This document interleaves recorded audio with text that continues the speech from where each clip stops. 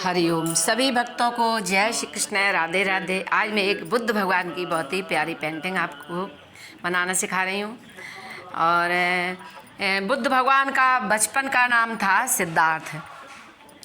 और कहते हैं कि ये बहुत बड़े राजा के लड़के थे और एक बार अपने मंत्री के साथ ये नगर भ्रमण करने के लिए निकले।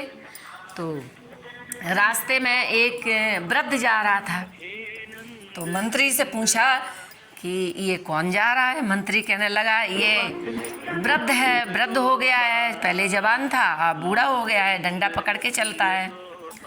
कि अच्छा, तो ये वृद्ध हो गया है तो सबको वृद्ध होना पड़ता है। कि हाँ, सबको वृद्ध होना पड़ता है। कि मुझे भी वृद्ध होना पड़ेगा। कि हाँ, आपको भी वृद्ध होना पड़ेगा। इस तरह से चलते चलते जब दूसरी जगह पहुंचते हैं तो वहाँ पर एक मुर्दा जा रहा था। तो सिद्धार्थ ने फिर पूछा ये मंत्री से कि ये कौन जा रहा है। तो मंत्री कहता है ये मुर्दा जा रहा है, ये मर गया है। कि अच्छा, ये मर गया है तो ये क्यों मरा। मंत्री कहने लगा सबको मरना पड़ता है। तो सिद्धार्थ कहने लगे मुझे भी मरना पड़ेगा।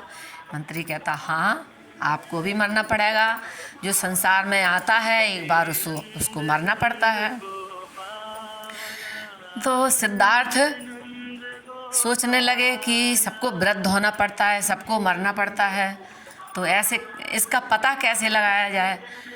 तो जब फिर वो जवान हुए और क्या नाम, उनकी शादी भी हुई। उनकी पत्नी थी, एक बच्चा था। पत्नी और बच्चे को दोनों को छोड़ करके वो इसका पता लगाने के लिए राजमहल, घर द्वार सब कुछ त्याग करके चले गए।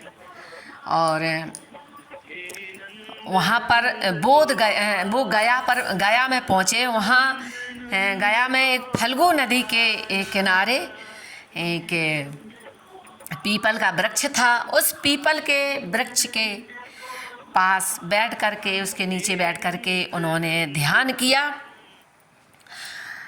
और तप किया। और जब इस बात का उनको बोध हो गया